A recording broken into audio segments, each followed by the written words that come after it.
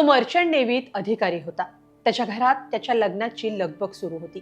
एकुलता एक असल्यानं सगळी हौसमौस पुरवायची हा आई वडिलांचा विचार. पण नियतीच्या मनात वेगळंच होतं. युक्रेनमध्ये रशियानं एका जहाजावर हल्ला केला आणि या कुटुंबाचा आधार कायमचा संपला. ज्याच्यासोबत आयुष्यभर जगण्याचं स्वप्न बघितलं ती त्याची भावी पत्नी आता कोसळून गेलीये. रशियानं एका मालवाहू जहाजावर हल्ला केला आणि भारतीय तरुणानं जीव गमावला. कुठे घडली ही घटना? या जहाजावर आणखी किती भारतीय होते जे या हल्ल्यात मारले गेले? लग्न करून संसार थाटण्याची स्वप्न बघणारा हा भारतीय तरुण कोण होता? सगळं सविस्तर पाहूया या व्हिडिओतून. नमस्कार, मी स्वाती पाटील. तुम्ही ही बातमी पाहताय लोकमत.com वर. युक्रेनमधून ओडेसा बंदरातून एक मालवाहू जहाज निघालं होतं. या जहाजावर रशियानं क्षेपणास्त्र डागत हल्ला केला. हल्ल्यानंतर जहाजाला भीषण आग लागली आणि होत्याचं नव्हतं झालं. या जहाजावर एकूण 17 कर्मचारी होते, ज्यात 5 भारतीय नागरिक होते. या भीषण हल्ल्यात 4 भारतीयांचा मृत्यू झालाय तर 1 जण गंभीर जखमी आहे. यापैकीच एक होता अखिल जोयन. अवघ्या 26 वर्षांच्या अखिलचं नुकतंच लग्न ठरलं होतं. अवघ्या 2 महिन्यानंतर ज्या घरात सनईचे सूर ऐकू येणार होते तिथं आता आक्रोश ऐकू येतोय. अखिल जोयन हा मूळचा केरळ जिल्ह्यातला, केरळच्या कासारगोड जिल्ह्यातल्या वेलरिकुंडू इथला तो रहिवासी. अखिलला वयाच्या 19व्या वर्षीच मर्चंट नेव्हीत नोकरी मिळाली. गेली 6 वर्ष तो समुद्रात खलाशी म्हणून काम करत होता. अखिलचे वडील जोयन हे एका छोट्या इलेक्ट्रॉनिक दुकानात काम करतात, तर आई सॅली या एक इन्शुरन्स एजंट आहेत. अखिल या कुटुंबाचा एकुलता एक आधार. मुलाला हवं ते मिळावं यासाठी या दोघांनी आयुष्यभराची कमाई खर्ची घातली.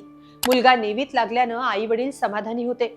त्याचं लग्न ठरवून संसार सुरू करून द्यायच्या विचारात असलेल्या या कुटुंबाची स्वप्न त्या समुद्रानंच हिरावून घेतली. धक्कादायक बाब म्हणजे अखिल लवकरच आपली नोकरी सोडून कुटुंबाजवळ परतण्याच्या विचारात होता. पण नियतीच्या मनात काही वेगळंच होतं. अखिलचं लग्न अवघं 2 महिन्यांवर आलं होतं. त्यामुळे घरात लग्नाची खरेदी सुरू होती.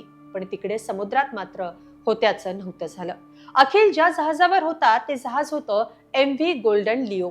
हे जहाज युक्रेनमधून मका म्हणजे कॉर्न घेऊन रवाना झालं होतं.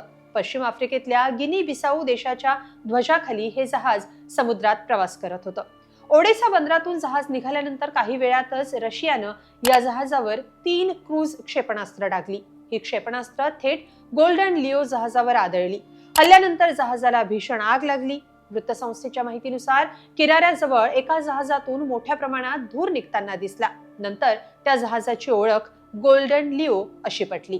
LSEG च्या शिपिंग डेटानुसार MV गोल्डन लिओ हे जहाज मुंबई स्थित ओशन ग्रेस शिपिंग लिमिटेड कंपनीचं आहे. या जहाजाचं व्यवस्थापन फ्रेंड्स शिपिंग कंपनी SA या कंपनीकडे आहे. या जहाजावरील कर्मचाऱ्यांमध्ये भारत आणि सिरियातील नागरिकांचा समावेश होता, ज्यात भारतातले 5 जण होते. भारताच्या परराष्ट्र मंत्रालयानं या घटनेला दुजोरा दिलाय. युक्रेनच्या सागरी बंदर प्राधिकरणानं दिलेल्या माहितीनुसार हल्ल्यानंतर रात्रभर शोध घेण्यात आला, बचाव मोहीम राबवण्यात आली. या हल्ल्यात 9 खलाशी आणि एका समुद्री पायलटचा मृत्यू झाला. जहाजावरील 17 कर्मचाऱ्यांपैकी 8 जणांची सुखरूप सुटका करण्यात आली. पण अखिल जोयन तितका नशीबवान ठरला नाही. अखिलच्या कुटुंबानं नुकतंच एक घर बांधलं होतं. अखिल साधारण 3 महिन्यांपूर्वी त्याच्या साखरपुड्यासाठी घरी आला होता, तो शेवटचा. आता तो लग्नासाठी सुट्टी घेऊन येणार होता, पण त्याआधीच ही दुर्घटना घडली. अखिल जोयनसह इतर 4 भारतीयांना भावपूर्ण श्रद्धांजली.